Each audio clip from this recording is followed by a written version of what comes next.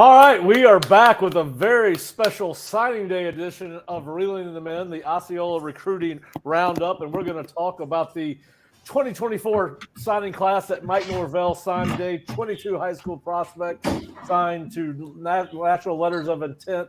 FSU is currently ranked 11th in the country by rivals, and we've already got a special guest in our waiting room. I don't know, Jayden, if you can hear me, hold on. We'll get to you in a second. I can certainly see you, but we'll get to you in a second. All right, guys, it was a very, very busy day today. Florida State signs 22 players, loses 2 players. Let's start with the good news. You got a top 11 class right now. You're not Mike Norvell said in his post-signing day press conference, which they actually added another kid, Denaz White, a defensive tackle from North Carolina, after Mike's press conference, so they continue to add to the class. But top 11 class right now could continue to go up. That does not include the addition of Marvin Jones, who is expected to transfer to Florida State at the beginning of next semester. But Fish, let's start with you. You've been around this a long time, been following Florida State recruiting for a long time. Before we get into individual players, just talk about the totality of the class. I mean, we've talked about it before, even with the loss of Bolin today. You know, they ended up picking up Kai Bates late in the process, where they have one of the best DB classes still in the country.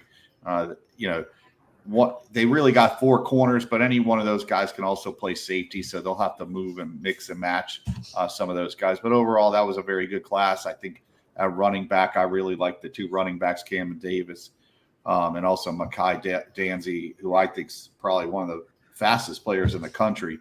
They're adding that playmaker, another guy that could basically score from anywhere on the field on one play. So those 2 guys are real nice. Overall, it's a very solid class from top to bottom. We'll discuss it a little more. You'd like to have had a couple more defensive linemen in there, but overall, from top to bottom, it's a pretty good class.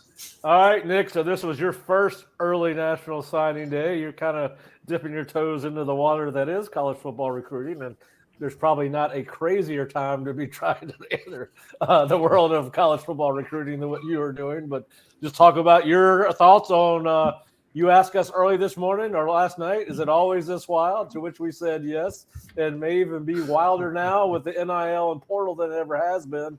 But just talk about your thoughts on the last 3 days since we left FSU's campus on Sunday, and what your last 3 days have been like. Yeah, no, I said, is it always this chaotic, or did I just get on the wrong train stop? And I also felt like, man, I'm going to develop a smoking habit today, but exclusively on signing day. No, it was a hectic day, but truth be told, I mean, this was a fantastic class for Florida State. It was really good to see it all come together. Obviously, some players leaving, some players joining as late as 6:00 this afternoon. But just watching the closest of this class develop and seeing it all come together was a really interesting experience. And I think that this is, in fact, the best class that Mike Norvell has had since he's been at Florida State. Yeah, Bob, we've always, we've seen the last several classes kind of be portal intensive, and we do think that we're going to see some new portal additions because of some immediate needs at defensive end, linebacker, a couple other positions. But what were your thoughts? Obviously, you've covered this program for a long time, and obviously been here for all 4 years under Mike. What did you think about this class and the overall talent that it brought in? So every coach says it's about relationships. I think Mike Norvell and the staff have shown that relationships in Florida and Georgia are strengthened.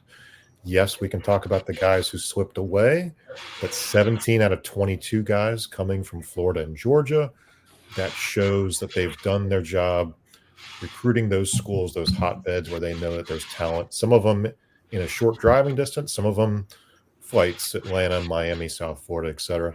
But I think, Pat, to your point, the coaching staff can't talk about Marvin Jones Jr. yet. We don't know if there's going to be a transfer portal quarterback being added and which one it might be. So we are looking at a small piece of the roster management tonight. It is the high school part. And then, of course, that'll be complemented by what happens in the transfer portal in the coming weeks. Yeah, all right. So we do have to talk about it. There is an elephant in the room. And there were 2 decommitments today, one which was very much expected in Armando Blunt, who at 6 p.m. signed with Miami. And then a little bit more surprising was KJ Bolden's decommitment from Florida State and signing with Georgia today. Listen, a lot of people thought this was a sure thing. We, as a group, started having some doubts on Sunday based on the way KJ left Florida State. There were some rumors coming in before the weekend that he may take a last-minute unofficial visit to Auburn, which he discounted. He did not do that. But, you know, when he was leaving Florida State on Sunday, he's usually a very gregarious guy, likes talking to the media, met with the media for about a minute and a half. One of his family members got out of the SUV, said, "We got to go," which I'd never seen before, not with KJ, not with anybody really. And then, of course, he came back out of the car, was asked two very direct questions. Is he committed to Florida State? Is he signing with Florida State? To which he said yes. And obviously he said no to taking a trip to Auburn. There was a lot of buzz in the last 24 hours about Georgia or Auburn and the fact that he might flip. Fish, you know, you've always said this is one of those outliers, right? You've always said that let's pay attention to what a kid does, not what he says. He has been on Florida State's campus a ton of times over the last calendar year, and those actions married up with what he was saying. How surprised were you with KJ's flip today? Yeah, I mean, I was very surprised because here's a kid that's been committed for so long and constantly spoke up about Florida State and what it meant, what a childhood dream it was. For them, I think to put in all the hard work and for what happened, it's pretty disappointing on the Florida State side. But this is what you have to deal with when you recruit top end talent. You know, you want the big time players. You're going to win some, you're going to lose some. I've always said the great recruiters are the guys that go maybe 1 for 5, but the one they got is really, really good. And, you know, they've gotten some of those guys in this class. Then the guy that goes 5 for 5 and everybody says what a great recruiter they are. You're going to have to deal with this type of situation when you go after top 5 players in the country at their position, especially one that's in the backyard of a team that's won multiple national titles and made the playoffs the last few years. So it's surprising because everything the kid said seemed to lean towards him going to Florida State. Even on his last visit, reporters had asked him, was he committed to Florida State? And he had a chance to come out and say, you know, I could think it over. I have a lot to think over the next couple of days. You know, Florida State's high up on my – but he did come out and say Florida State was the team that he was going to sign with. And I think that's the disappointing part is you think that you know these kids. At the end of the day, you really don't. So from that standpoint. Well, Nick, I'll be interested to get your view on this. Number one, you're a lot younger than we are. You're a lot closer to your college fandom days than we are.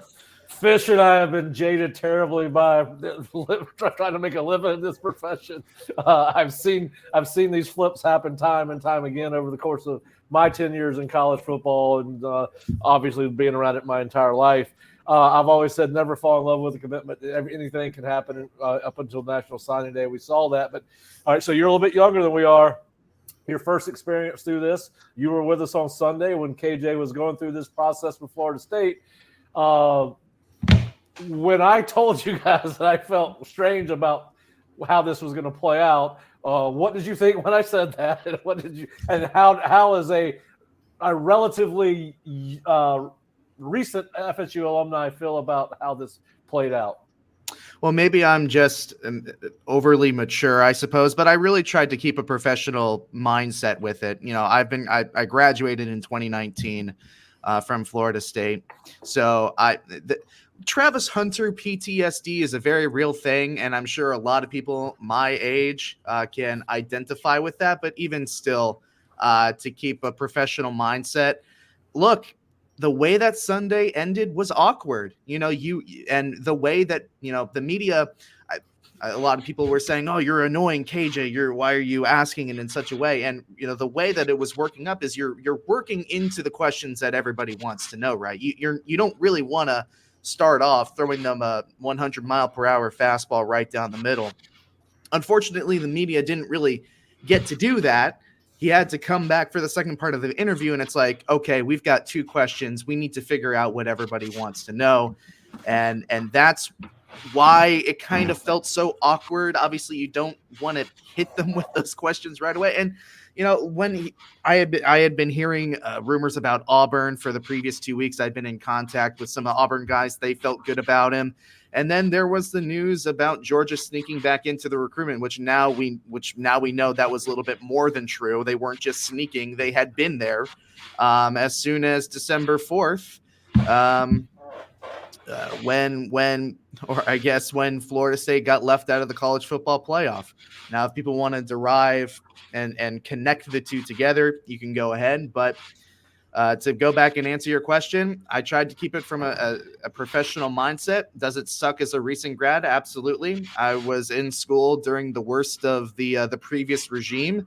On the other hand, I think, these are good problems to have. Florida State is being mentioned for some of the best recruits in the country. Again, you're going to lose out on some, but it stings. Don't get me wrong, but that's kind of how my mindset is on it.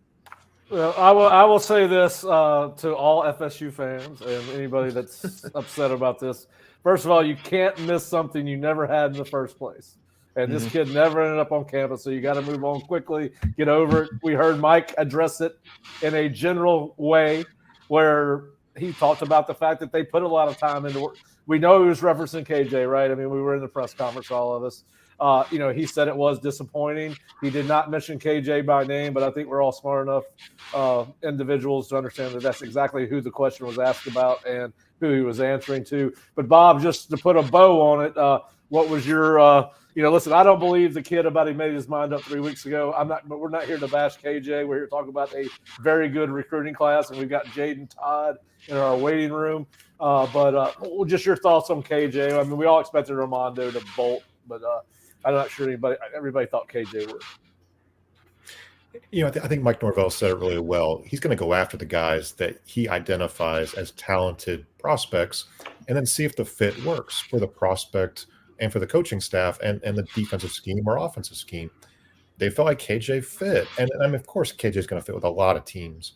But you've got to go after those guys. And again, to the points you guys have made earlier, you're going to miss on some of them. The frustration is, yes, how it developed, how it happened on signing day. Maybe it would have been better if this discussion had happened in public 3 weeks ago and he decommits. Maybe that's a better way for this to have unfolded. But KJ made his decision. That's fine. I think we understand it. This is still a really good class overall. I mean, Pat, 6 out of the top Rivals 100 prospects are in this class. Mike Norvell didn't have 6 in the prior 3 classes combined.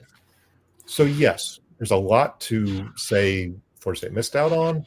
It's still a really incredible class, all things considered. Yeah, and we've got one of the newest members of Florida State's recruiting class with us now, and we're going to bring him on. We're going to welcome Jayden Todd, one of the new FSU offensive linemen. He's got his Florida State shirt on there. Jayden, first of all, congratulations. Thank you. I appreciate it. It means a lot. Well, tell us how your day was. You're now officially a member of Florida State. And by the way, Fish and I are going to get into a little bit about this with you as we get a little bit deeper. You remind us of somebody else that's already on Florida State's roster that we're big fans of. But just tell us a little bit about your day. Did you sleep last night? How early did you get up? I know you were the first guy to get his national letter of intent in. How fired up were you when you woke up this morning? It was definitely exciting. I slept pretty well. I mean, because I had to be up pretty early. But I got up around 6:45 this morning, sat with the fam for a little while, and then signed around 7, sent it in, and then was able to enjoy breakfast with my family. So it was a good experience. It felt real good to be able to put pen to paper and things like that. Well, how did the recruiting process go for you? Are you glad it's over? I mean, the process together can be kind of confusing. Like if you're a high school student and high school athlete going into it and you don't have guidance. But I mean, once you figure it out, you can learn to enjoy the process. And at the same time, you'll be glad it's over. But I did enjoy it. So. All right. So at the end of the day, Jayden, why did you choose Florida State as where you wanted to play football and go to school? Florida State, one of the main reasons I chose is the culture at Florida State is just unmatched. When you get there, you're going to be met with amazing coaches. I mean, great atmosphere, things of that sort. The love the team has for each other and the bond and the brotherhood they have at Florida State. All right, Fish. We think that Jayden kind of reminds us of Chris Andre Otto, so I want you to ask Jayden some questions. And Jayden, while you're answering Fish's question, we're gonna bring one of your newer teammates in the room with you, as Camdon Frier is going to join us. But Fish, ask Jayden about whatever you want to ask him. All right, no problem. Yeah, Chris, you're getting coached. You're going to get coached by coach. Jayden. That's Jayden. I mean, that's right, Jayden. I'm sorry, Jayden. You guys got me a long day, Jayden. You're going to get coached by Coach Atkins and stuff. Tell us a little bit about Coach Atkins, how he recruited you, the relationships that you build with him, and what you look forward to moving forward as a Florida State Seminole. It was a long recruiting process. Like in the beginning, wasn't sure how it would work out, and then I just kept persevering and coming back to Florida State, working out at the camps, working hard and things like that. And then the offer came, and this was where I wanted to be. Coach Atkins, he's going to be a hard coach on you, but that's the guy that I want. That's another reason I picked Florida State. So you can be coached hard. He's going to make you a better person and a better player overall. Where's he going to play you? What position right now are you going to be a tackle? Or are you going to move inside a guard? Where do you expect to start off at Florida State? I think I'll start at tackle. I'm not real sure, and then I think I'll start out tackle and eventually move into guard. If I had to guess, that's what I think the process is going to look like. Now, Jayden, you're kind of new to football, right? You were going to be you were a baseball player. You're first baseman. When did you realize football was going to be the sport for you? Football. I grew up playing football my whole life. Had an injury my freshman year, but I always knew football would be my ticket, kind of. And I just realized my junior year that I needed to come back and get back on the gridiron and punch that ticket. And you're going to enroll early, correct? Yes, sir. And what are you most excited about when you get to campus? I'm really looking forward to just getting to learn the offense and things like that, getting around these guys, creating friendships, creating some brothers, and getting out on the football field and just getting after it pretty much, ready to go to work. Well, Jayden, go ahead. Sorry, Pat. Jayden, your offer came in on August 1st, and you ended up committing on August 1st. How would you describe it as an easy decision to choose Florida State in the moment? Were you just waiting on the offer? Did you know that Florida State was where you wanted to be in the end? It was. I was kind of just waiting on it. I mean, Florida State's 3.5 hours from home.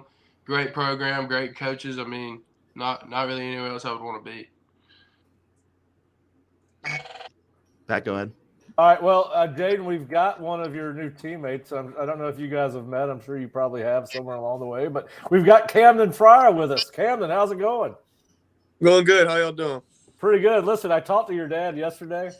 And I had to be honest I wanted to be honest with him. He told me that, listen, Camden's going to be a lot better than I was. And, I've known your dad since we were about 19 or 20 years old. We used to ride around in his old Ford Mustang with his he had a Ford Mustang when he first got to Florida State with sunroof. And we'd ride around listening to George Strait. So it was kind of hard when he was talking to you about when he was talking to me. I was like, well, he said Camden's a little bit better than I am. And I wanted to say a lot better. But I couldn't do it to him. I went back and watched your film again yesterday, which I've watched several times. You're a heck of a player. But let's just talk about how relieved are you to finally be a FSU Seminole? I'm very the recruiting process was fun. It was fun, but it can be a little tiring sometimes. When I knew I was going to be a Seminole, I was on dotted line, kind of get that out of the way. Just relaxed, breather, just before it was time to hit. But I'm really excited about it. I know that you kept a low profile during your recruitment, but I know you had some big name schools now that you're signed with Florida State that kept on coming out of after you. Who was the school outside of Florida State that continued to recruit you the hardest? Alabama was pretty persistent. about a couple months. They were the most. They probably showed up to the second most state. And so it was, I mean, it just, just I guess have options and just talk to the coaches. But they realized the place I wanted, and so probably most besides. Camden, I'm gonna jump in real quick. I've never got to meet you. I'm glad to get this chance to meet you now. I saw your film as a junior and also your senior film. I personally think you're the top. I have you as rated as a slot receiver. I think that's where you'll play in college. You could play either side. You are. I feel you're the best receiver in the state at your position. What about your game do you think will translate well to Coach Norvell's offense and where you fit in the offense?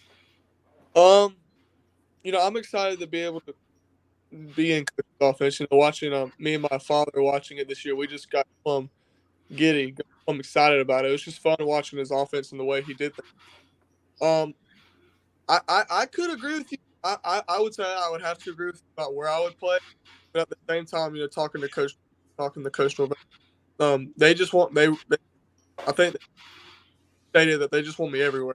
Not one spot, stuck anywhere, just all the positions, places where I could potentially be and be versatile. So I think I'm excited that, I do whatever they want me to do, just feel versatile in that way and be prepared for anything. Now, I say this kindly, Camden. Was your dad going to let you back in the house if you signed anywhere other than Florida State? He was. Always deep down, he wanted me to go there, but I mean, he and I appreciate him for this, but he respected me, as in where he was going to let me go wherever I wanted to go. All right. So, have you and Jayden had a chance to meet yet? Yes, sir. Okay. So I'm going to ask both of you a question. What is the thing you're going to miss least about the recruiting process? I already know I get there that this happens to everyone who play college ball. Has told you, when you get dotted lines, things change a little bit. I mean, it's all for the good, but you get that what people call that special. I mean, you sound spoiled and like it. Everyone's human is going to enjoy, be appreciated for it. So, it's time to work now. It's time to just do it. Jayden, what about you? What are you going to miss the least about the recruiting process? And then what are you going to miss most about it? Because some of it is not bad. The least, I mean, I've enjoyed it for the most part, but things like, I don't know, there's sometimes some hard decisions you have to make. So like some things like that, and things are probably what I'll miss the least. What I'll miss the most is probably like, I don't know, whenever you get to Florida State, like whenever you're on the team, you definitely, like as a freshman, it's going to be a hard thing to do. You're definitely not what you were in high school. Like everyone's kind of the same. So, I mean, but I'm definitely looking forward to that, facing that challenge. Well, listen, y'all's phones are going to be a lot less active now because there's not going to be 500 people trying to contact you on a daily basis. How relieved are you of that? Like, you won't get texts from me anymore. No, me either. I mean, that's what I'm most excited about. But I appreciate y'all. All of y'all are very respectful. Y'all blow us up too bad, all. And I appreciate wanting to do this. I think it's cool. But just eventually, in over 4 years, I think most of started my sophomore year, past 3 years. I'm excited. We talked about it a lot, and I've enjoyed it. Now it's time to do it. It's time to just go out there, do all this stuff that we've been talking about for years. Not so much having the text coach, call coach, FaceTime coach. I'll get them face to face every single day. Yeah. Now, are both of you going to enroll early, correct, and go through spring? All right. Well, listen, guys, we know you've had a heck of a day. We just wanted to just get a couple minutes with you. Anybody got any last questions for these guys so we can let them go back to their families? Yeah, I do. Camden, you and I have obviously had a pretty lengthy conversation together before. And, we talked about kind of how you and Luke and Cam and obviously later on, Jayden, were able to bring this class together. You talked about being to be able to recruit others. Now that signing day is finally here and you get to see this entire class together, just what's that feeling like for you? And Jayden, you can chime in as well. I'm excited to just be able to guys and actually be able to form a relationship as teammates with them. Because we're all from different places. Luke's like 5 hours away. Ballpark, ballpark too. So not exactly close to me. So being able to just all live in Tallahassee together, every day work together. I think it's just finally just form a bond. Hey, I've got a question for you guys. Did they make y'all live in the dorms when you come on campus the first year? I don't know how that has changed a lot since I was in college and in coaching. Did they make y'all live in the dorm the first year? I don't think they do, to be honest with you. Yeah, I don't think they make us. I'm definitely just get the experience. Especially everybody should have to live in Sally Hall at least for 1 year. All right, so have y'all started picking out roommates yet? Have y'all gotten to that point in the process? I haven't picked my roommate. I don't think. I mean, me and Ty have talked about rooming together, but I don't think we haven't like officially said anything. Okay. All right. Yeah. We talked about how it's gonna work. That's coming early, so we're just gonna roll with whatever happens. All right. Well, listen. I know you got a little brother. I think it's Cade, right, Camden? Yes, sir. I do. I heard he had a real good showing at the out at the combine out in Dallas, I believe it was. Yes, sir. Who's better between you and him? We are very different. I don't think he'll ever be as fast as me. I don't think he will. But I mean, our hands, like he probably has the hands that I do, and I'm years older than him. 3 years grade, 3 years age. Like he should get better with his routes every day. I think we're very different receivers, but he has the potential better than me. So you got your mom's athletic ability, and he got your father's. Is that what you're telling me? That sounds about right. All right, guys. Well, listen, we're going to let you go. We know you got other things to do. I told you we wouldn't keep you long. Congratulations. We know this is a big day for both of you. We look forward to seeing you guys on the practice field this spring, getting to know you a little bit better than we do now. But we certainly appreciate both of you being so gracious with your time. We know you get pulled in a lot of directions. You're both outstanding prospects, and we look forward to seeing you in January. Yes, sir. We appreciate y'all. Appreciate you guys. All right, guys. All right, y'all have a great night. All right, you too. All right, I think Luke. We had Luke for a second. All right, we'll see if he comes back to us. Hopefully Luke has a better landline. Yeah, well, he does. He lives in Swanee. Come on now. You were making fun of Auburn the other day, and Swanee's. I'm going to try to send. Listen, we just had Luke Kromenhoek on here. He disappeared. They just got internet last week or something there. I don't know, man. I can't keep up with all of it. Let me, while you guys just continue to discuss. Well, listen, while we try to get Luke back on, Fish, tell us what you like about Luke Kromenhoek. What I like about him, he's a quarterback, and they need one. Honestly, he's got a ton of. Honestly, you know what? My only look at him last year when he came to the summer camp, and you saw this big kid, big time arm. The physical tools are all there. Now we just got to see him actually play in an actual game to really evaluate him. I believe that quarterbacks, you have to see them play live to really gauge them, because you got to see how they play with adversity and everything. The physical tools, he's got the ability to play not only Saturdays but eventually Sundays with his tools. Now he has to put it all together. Learn the playbook, show us that, he could play the college game. But like I said, I think the tools are there for FSU to have a superstar type quarterback in the near future. All right. Well, I believe Luke is going to join us here in a second. We're texting right now. He wants to join the show. He thought he was in trouble because he was late. No. I think I think Luke, just looking at him, we were talking to Tony Tokars a little bit today. That interview will be available on the Osceola.com and the YouTube channel a little bit later if it's not already. But I think the one thing that he talked about was Luke's, not only his size, but also his athletic ability, his speed, running out of the pocket, rolling out. I think that, obviously we'll need to see Luke play, and Luke will need to see Luke play as well to get an idea what the college level is like.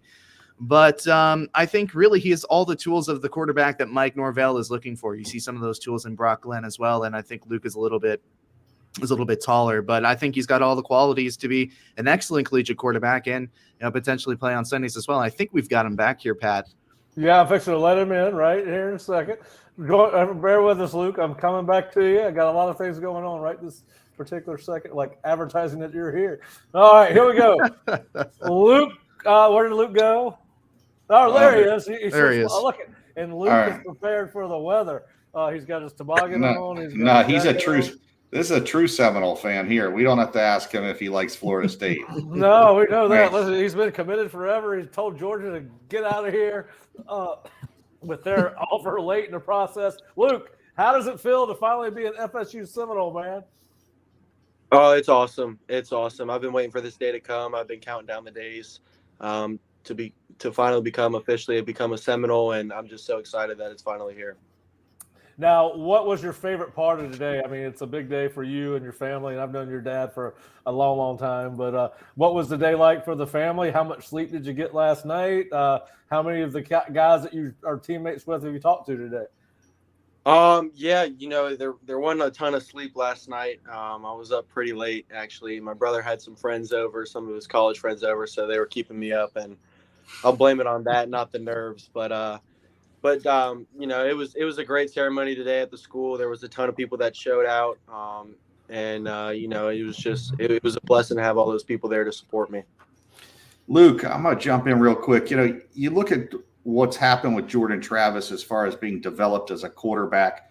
Here was a kid that when he came to Florida State did not have the tools even you had at the same stage, but he developed, worked hard, put himself in a position to be a very, very good quarterback at the college level.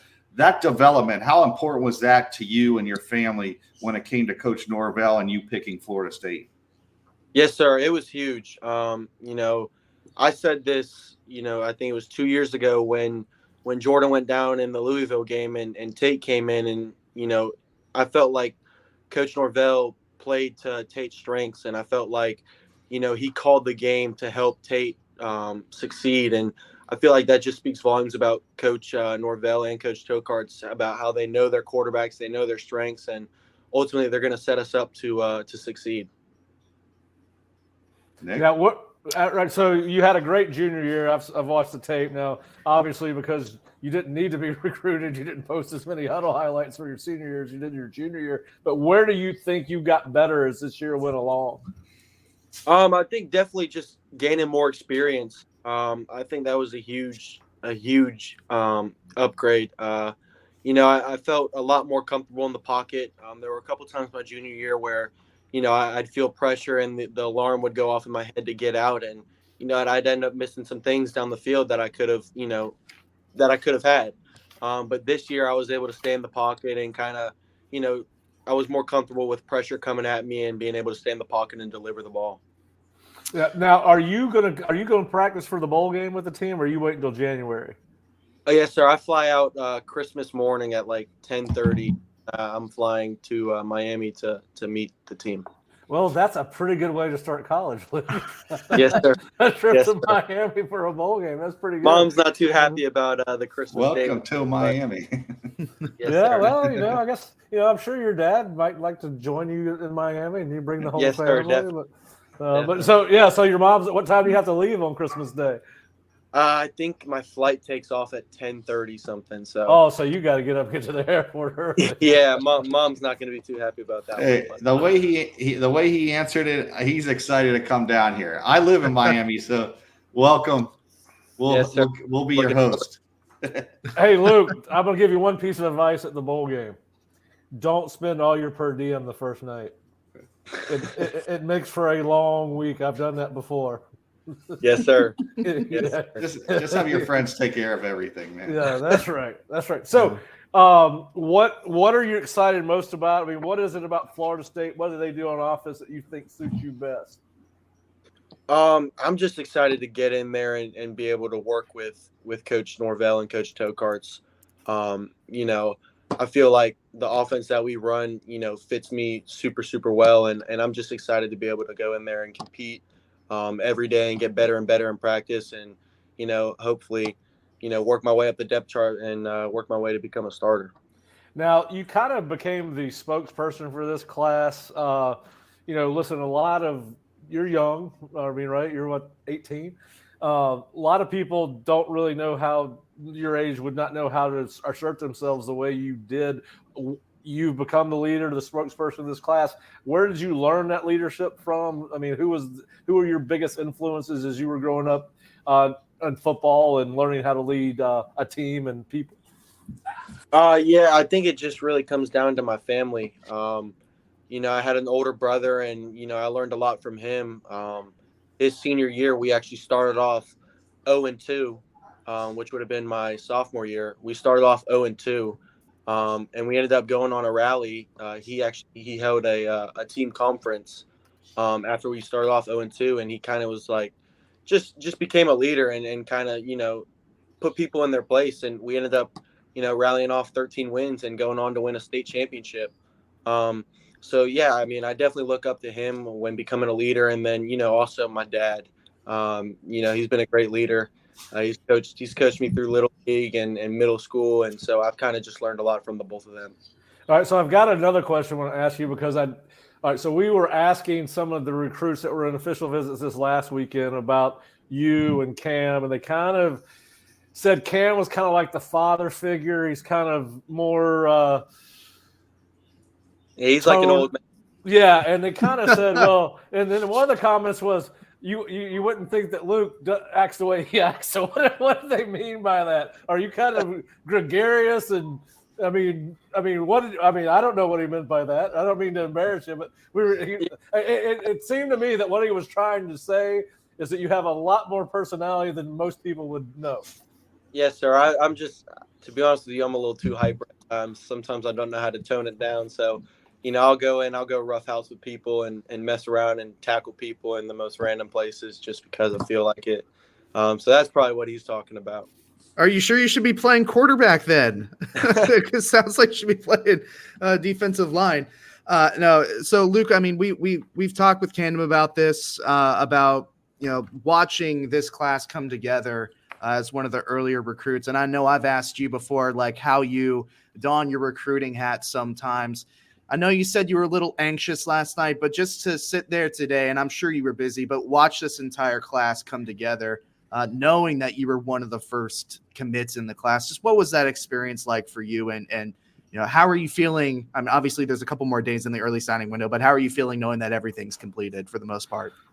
I mean, I feel great. I think that, Coach Norvell and the entire staff, have put together a great recruiting class. I think that, everyone who's committed and, who's a part of this class and who has stuck with this class this far, we all kind of have the same mindset of, we want to go in there and we want to earn it.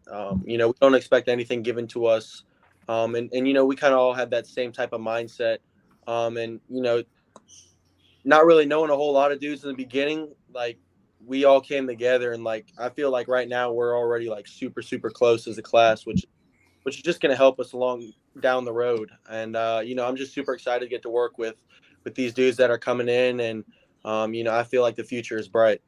Well, yeah, Luke, because now you're going to have Camdon, BJ, LaWayne, and Elijah all telling you I'm open and I'm open all the time. How are you gonna make sure all those guys get the ball when y'all get on the field together? Yes, sir. Like I said before, Coach Tokarts, Coach Jackson, and Coach Norvell, they do a great job of, scheming to put the football in the playmakers' hands. I have a feeling that a lot of dudes will be getting a lot of touches. Yeah. Now, obviously, the team's going to be getting ready for a game while you're down there.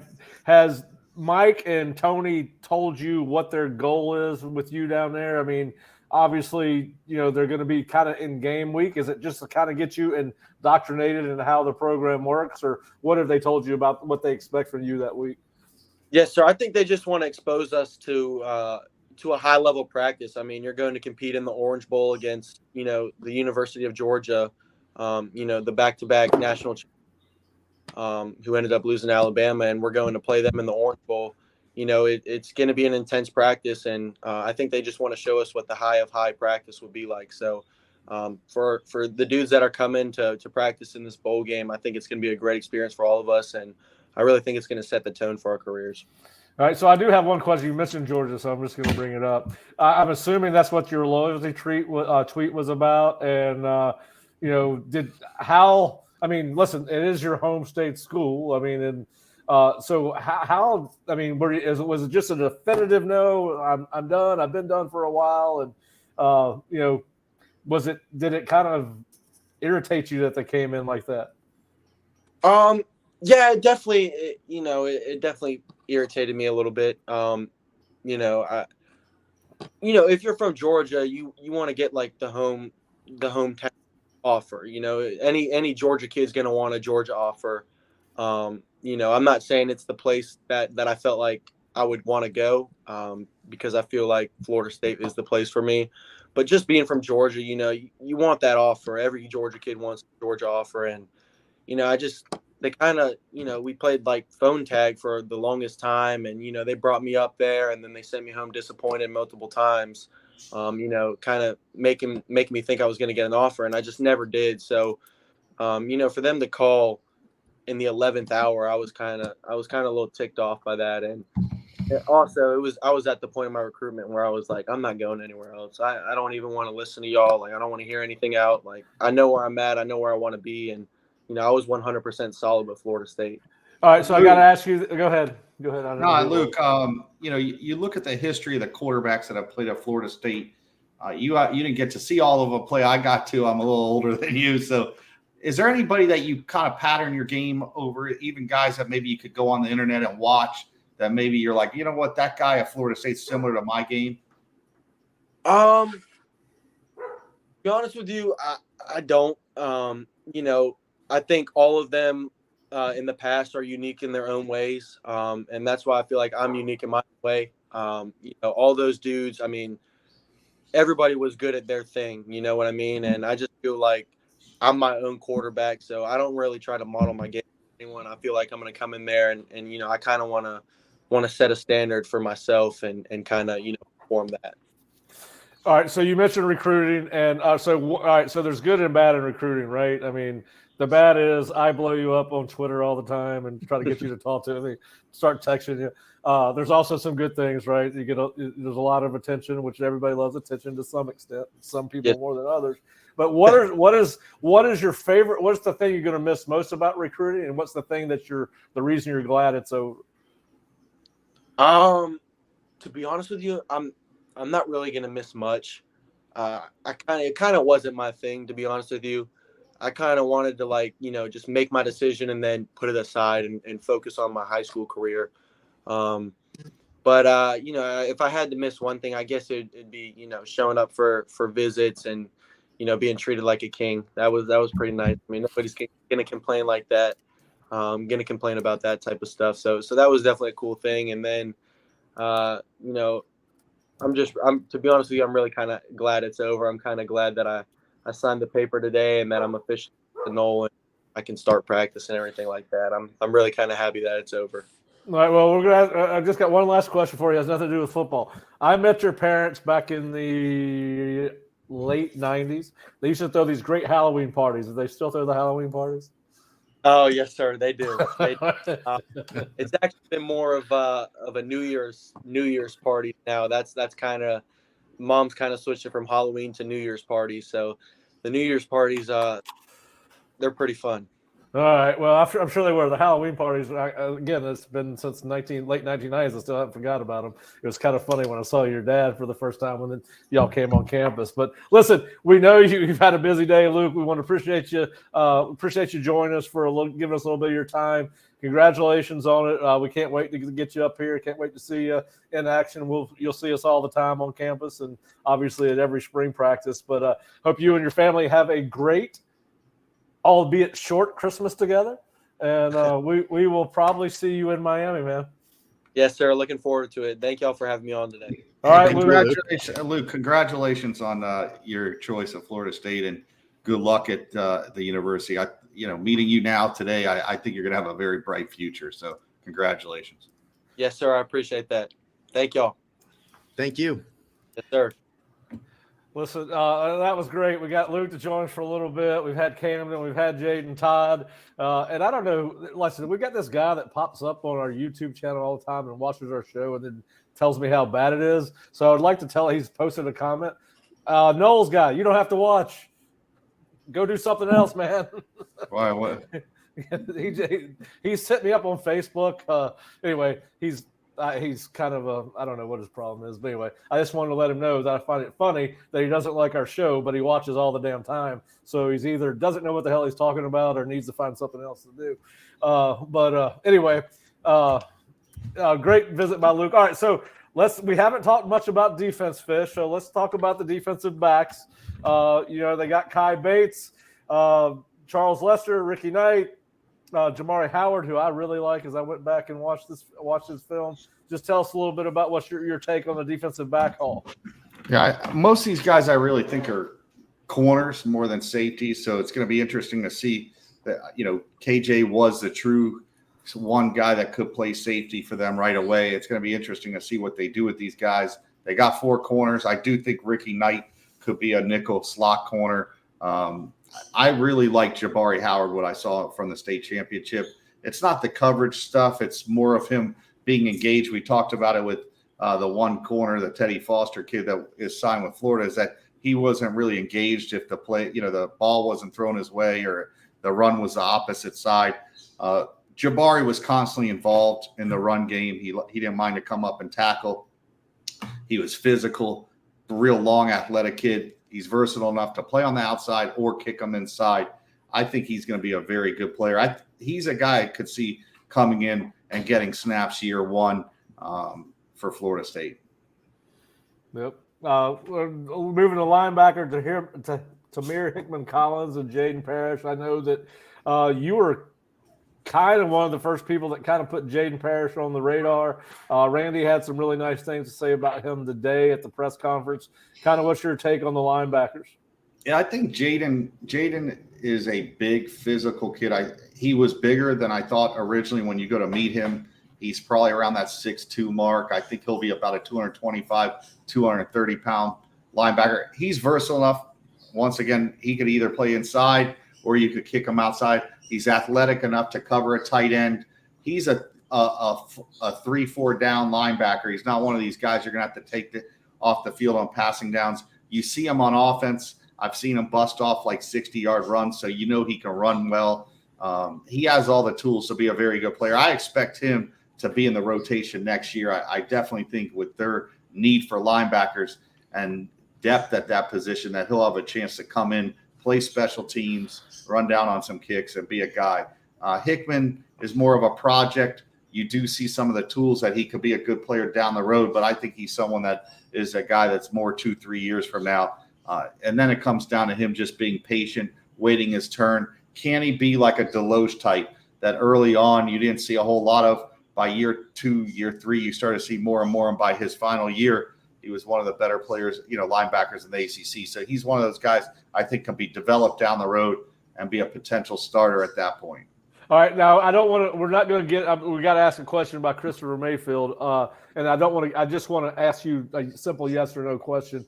I don't want to get into names because nobody can be on campus right now. If they haven't visited and they're in the portal, they're probably not coming.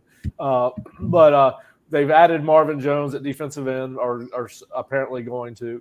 He's committed. He obviously has not signed because they could not talk about him today.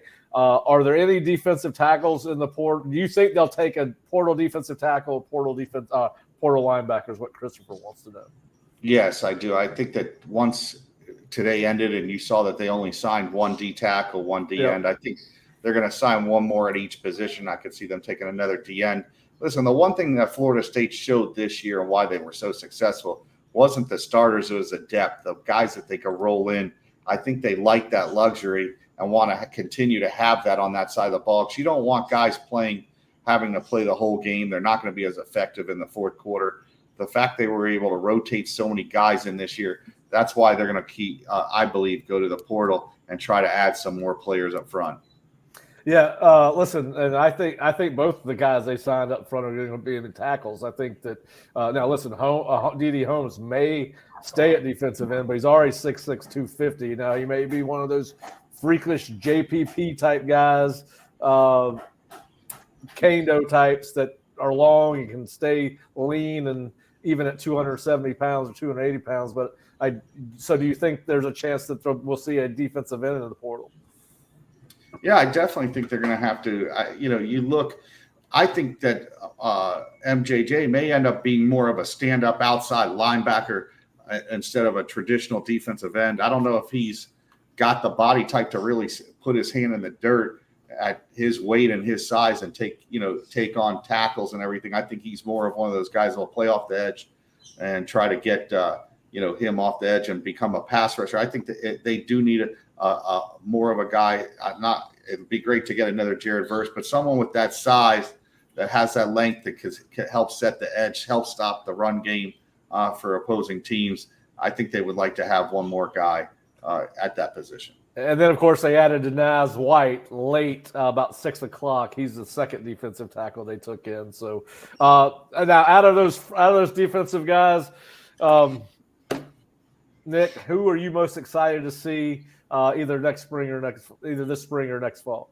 Out of the defensive linemen or just the defense in general? Defense in general. I'm a really big – well, I think Jayden Parrish – I agree with Fish. I think Jayden Parrish is going to get some early time, and I would be really interested to see how his spring goes, because talk about a guy that can go sideline to sideline and is not afraid to lower the shoulders and hit. I found his film to be very impressive, and I think he had a great senior year. But I'm also really impressed with Ricky Knight. I think that he's a name that kind of got forgotten when you talk about the KJ Boldens and then the Charles Lesters and even the Kai Bates. I think that Ricky Knight is going to be a really good player here at Florida State. He can play nickel. He could play outside corner. I can't remember exactly what the stat was, but I do remember seeing a stat that he was one of the highest ranked defensive backs in terms of pure coverage in the entire country this year. So, I mean, I think that he has a really, really bright future at Florida State, and I'm excited to see him. And personally, getting to talk with him, he's a really good kid, very humble, hard worker, and I'm excited to see what he does when he gets here. Yeah, the other guy that stands out to me, of course, I saw him in person. It probably means a little bit more to me, but Jamari Howard, we saw him at the state championship games, and Mike went on and on about him today, and I can't wait to see him on defense. Listen, I know we know less about him because he's from Fort Mill, South Carolina, but I'm kind of looking forward to seeing what the Hickman Collins kid can do. I think I think both these kids are upgrades over some of the kids they've taken in the past at linebacker. I'm not talking about Blake. I'm talking about more like the two guys that have transferred out after being here for a year or so. I do think that linebacker recruitment has improved this year at the high school level based over what it has been. Fish, what do you think about that? Yeah, I think he's definitely a kid. Listen, the guys that they had here were, early on, you're trying to add depth, and sometimes you're just trying to roll the dice and hit on those kids. So these guys are more guys that got to really evaluate, and they're guys that fit what they're trying to do. Like I said, I think he's more of a Deloche type, someone that down the road, 2 or 3 years down the road, if he's patient, could be a very good player. All right. Well, Fish, now who would you most like to see or look forward to seeing in the spring or fall out of this freshman defensive class?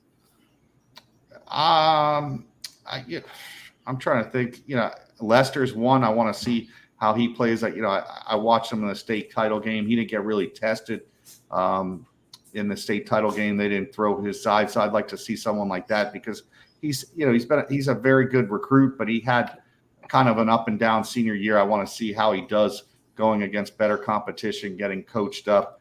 Lester's one of those guys. I'm really excited. I want to see, what's his name? Gibson. I want to see where he ends up. Yep. I know he's listed as a receiver. Does he get moved over now to the safety position now that they don't really have a safety in this class? And I do think that's one position they do need to have a little depth. So it'll be interesting to see what happens with those guys that are more athletes that they brought in, him and McCoy. Do they become part of the equation moving forward on the defensive side? Yeah, and they both seem naturals at receiver. I know Luane's probably played a little bit more defense than BJ. Most of all of BJ's highlights are at receiver, where he's got really great ball skills. It's fun to watch him play. I think you might have mentioned him as being one of the more underrated guys in this class. I think he and Camdon both. I think Camdon just because of the fact that he committed so early. But you watch his film. Just talk about. I think we kind of briefly hit on it when Luke was on, but. What do you guys think about this recruiting class as a whole, where you got Camdon, BJ, Luane, and Elijah Moore? You could go, Nick. It's fine. Jump in.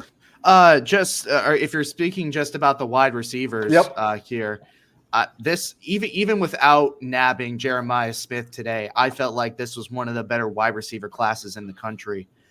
You take a look at Camdon and what he can do both inside and outside. He's got speed that'll fool you. You'll never think that a white guy can run that fast, but he is really, really fast. Both if BJ ends up at wide receiver, the way that I have heard him described to me is silky smooth in his route tree, a guy that can locate the ball really, really well and make it look effortless doing so.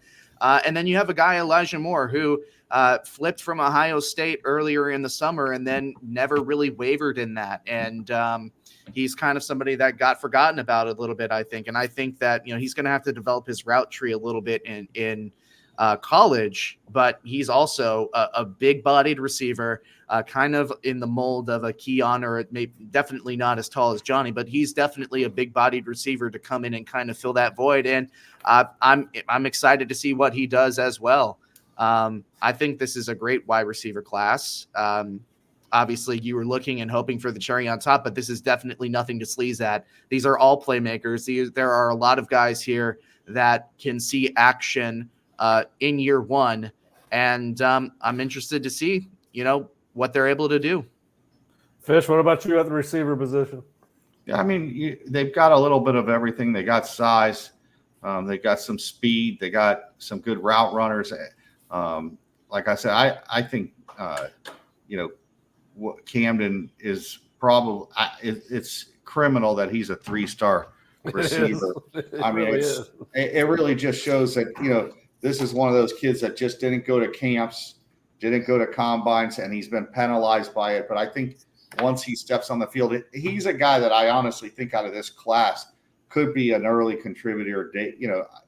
I think he's very much like a Rashad Green, where he could come in day one and make an impact and get noticed. Listen, their receiving room is very young. There's not a ton of experience, and it wouldn't shock me if he moved to the top of that depth chart really quickly.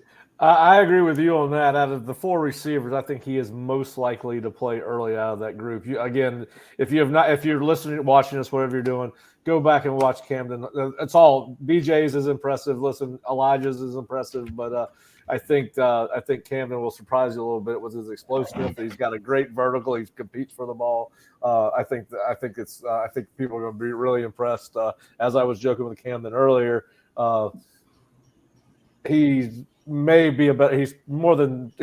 a better athlete than his father. His father was highly productive. So, but anyway, I think that group goes. Well, we talked with Jayden Todd on the offensive line, but Fish, just your thoughts on the group. Ty Hilton, Manasseh Atiti, Jayden Todd, and who am I missing? Jonathan Daniels. I don't think there's a blue chip in this group, but I definitely think that the floor is higher than some of the kids they've taken in the past. The one thing is, when you look and you watch, these guys really get after it. You look at Ty Hilton, and there's a lot of plays where defenders are on their back. He likes to finish. He has a bit of a mean streak, the way that he plays. You got to like that. These guys are physical. They're not just big guys that just, overwhelm guys with their size. They actually can move. They don't allow guys to cross their face. Their technique's very good. And they got a good group. Meeting the Todd kid again today, I think if this kid is willing to work hard, and I think he is, and seeing his personality, I think he's very similar to Otto in that he's going to be productive at Florida State. It comes down to, with these kids, especially on the O-line, as you know, it's not just about the talent. It's willing to put the work in, learning the position, and just physically getting bigger and stronger so you can handle playing against a lot bigger guys than you were in high school. Yeah. Nick, what do you think? What are your thoughts on the offensive line group as a whole, and who you looking forward to seeing the most out of that group? Yeah, I think Fish summed it up pretty good. Maybe there's not a quote unquote true blue chip in this class, but Jonathan Daniels is obviously somebody that they talked about really highly today at the press conference. And Manasseh Atiti, that kid's a mauler. He's got a chance to be probably one of the first true tackle prospects that Florida State has signed as of recent.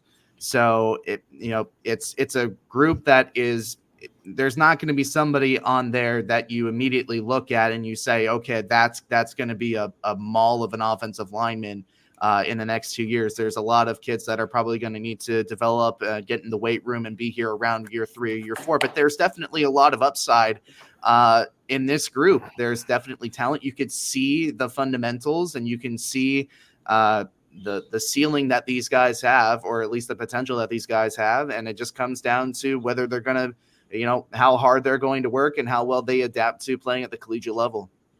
Yeah, I think it's going to be an interesting group to watch. The kid I really like to watch play. Listen, I think they're all 4 good prospects, but the kid I'd like to watch play out of that group. Now, listen, obviously, Jayden has not been playing as long as some of these other kids, but Ty Hilton just plays so hard, and he's a physical guy. He kind of reminds, doesn't miss games or practices. Yeah, that's what I saw something on Twitter about that. I'm not sure what it was, but I did see that. But yeah, listen, he plays so hard, physical kid. Maybe doesn't have all the dimensions you're looking for. I know one of the reasons they didn't offer him earlier because they were worried about his weight, his ability to put on weight.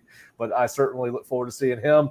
And now we'll move on to the running backs, guys. We were hoping to have Cam Davis on. We talked with Cam yesterday. He was going to try to join us, but he had a 6:30 team dinner, and we did not want him to break from that to join us. And if he finished early enough, he was. But Fish, I know this is 2 running backs you really, really like.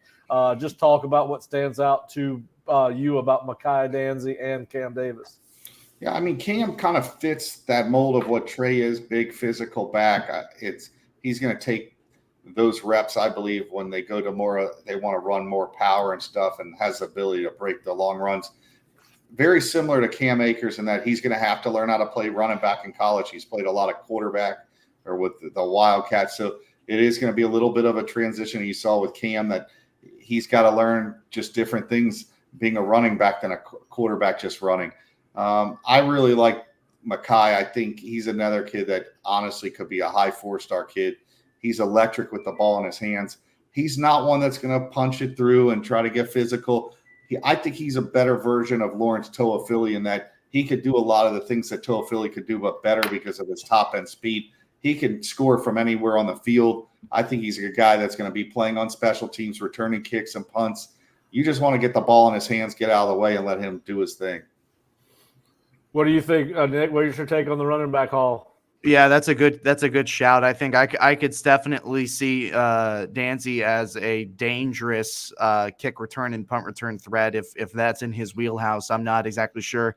I seem to recall that he is planning on running track as well at Florida State. He's got incredible top end speed. And really the way that I view both Davis and Danzy really is kind of just obviously not the same as both Benson and Toafili, but you see a lot of the same things where Benson is more of the pounded and thunder, and then Danzy is the lightning, that if you get him out in space, maybe throwing to the flat out of a wheel route, that he is going to be able to get out into space and get down the sidelines very quickly. I think these are 2 great signings. Obviously, Cam Davis has been committed forever since I think February of 2021. He's a mature kid. He is built like somebody my age in terms of, well, definitely not me. I'm definitely do not have the physique of Cam Davis. Let's make that very clear. Very few people in America do. No, he is. Gosh, he is built and ready to play. Little Herschel. Yeah. Yeah, that's a good comparison. I think that this is a great group of running backs that Mike has brought in, and I think that and especially in terms of how Yak and how Norvell like to use running backs in the offense, there's definitely a lot to like in terms of the tools that they have that you can see in the next couple of years. All right, and two guys we have not talked about yet. And Fish, I know you really like Landon Thomas, the tight end prospect from Colquitt County. Mike said today he thought he was the best tight end in the 2024 class. We've seen him play a lot of slot and wide receiver, not so much as a unit tight end. What do you think about his prospects? I like that when you turn on the film, he'll line up outside and as an outside wide receiver. They kick him back in. He could play inline tight end. I think his versatility and what Mike likes to do with the tight ends. You saw this year when he had tight ends, the usage rate and what he was able to do with Jaheim and also Morlock. I think this kid's a little bit of combination of both of those guys. He's got a little bit of Jaheim from the ability to move him around the field, put him in different spots, but he also can do what Morlock did. I think he's going to be a pretty good blocker and inline blocking, and then being able to run that deep seam and being able to get down the center of the field and utilize that part of the field, I think is very huge for FSU when you have a tight end, because those guys are almost you can't defend them. If you're a defensive coordinator, you don't really want to have to move double team to get a tight end and cover him. So I think he brings a lot to the table. I think he's another player. I think he's going to surprise and be able to get on that field early, because I don't think they have a lot of talent in that tight end room. It's not a knock against those other guys, but with Jaheim leaving, I think he's going to have a great shot to play early and often. If he's an early enrollee, I definitely think you could see some things out of him this spring. Yeah, and then, of course, they added the number one kicker in the nation in Jake Weinberg. We don't talk about kickers unless they miss kicks. But Nick, that's your job. I do think I do think that Florida State. This is like rookie hazing. But with recruiting. Listen. You talk about the kickers, Nick. You look like a kicker. No. I mean, he's got a strong leg. We know that. He's very accurate. We know that. I'm just saying. I mean, they're not as sexy to talk about in the recruiting process, right? No. And when they sign, I mean, we just want to see them make kicks. But so many games come down to field goals in football. It's important. And listen, they got the number one, and I can't remember whether it was Coles. Jamie Cole's services, who I think he was trained by the Coles camp, and listen, they had him number one. That guy does not miss many evaluations. So Florida State did get I have not watched his film. I've seen some highlights of him on Twitter. He has a very strong leg. Routinely makes them from 50-plus yards in warm-ups easily. I think I've seen him make a 60-yarder on Twitter before. So, but they took care of just about every position from a high school thing. High school perspective. They've got Marvin Jones coming in at defensive end at some point. We know, based on some of the things that we heard today, that they're certainly not through at the portal level, and probably maybe not even through with the high school, because they got, they had Amari Williams, a defensive end from South Florida, who reclassified to 2024. And so we do expect to see Florida State to continue to add people to their roster. Obviously, it's as we heard a tremendous amount today from Mike and Derek Ray and the rest of the guys we interviewed, because of the portal, both internally and externally. This is going to continue to be a fluid situation until at least 5 days after the bowl games end, because Florida State's players and the players that are playing in bowl games will have up until 5 extra days after the portal ends if they're outside the portal window. So there's still a lot to go on. Obviously, we will continue to have updates on theosceola.com or floridastate.rivals.com.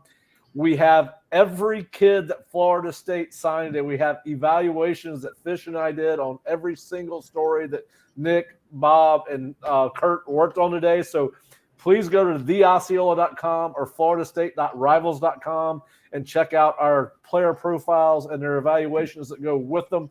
Obviously, we'll continue to keep you posted. We will have interviews. We'll have stories on the interviews we did with the coaches and their comments about the players that they signed at their positions. We went down to the Moore Center today. So We will have a lot of news on recruiting. In addition to our Orange Bowl coverage, Florida State will be on the practice field again tomorrow as they get ready for Georgia. Our team will be there to cover practice. I know Bob's going to be there with Jerry. I'm going to try to make it north for Santa Claus, but I don't know if I'll be at practice or not. But go to theosceola.com or floridastate.rivals.com and check us out. We will have evaluations on all 22 players at Florida State signed today. And then, of course, appreciate you. We were so thankful to Luke and Jayden for coming on today, and Camdon. They've had a very busy day. This is a life-changing day for them, and they took time out of their schedule to join us, so we really appreciate that. But a good day for Florida State as they signed 22 high school prospects and are currently ranked 11th in the nation by Rivals as far as the top recruiting class. Hey, Fish, Nick, I cannot tell you how much I appreciate all y'all's hard work over the last couple of days. And Fish, obviously you have a business going on the side, and your primary business. You help us out, and we're so thankful for that.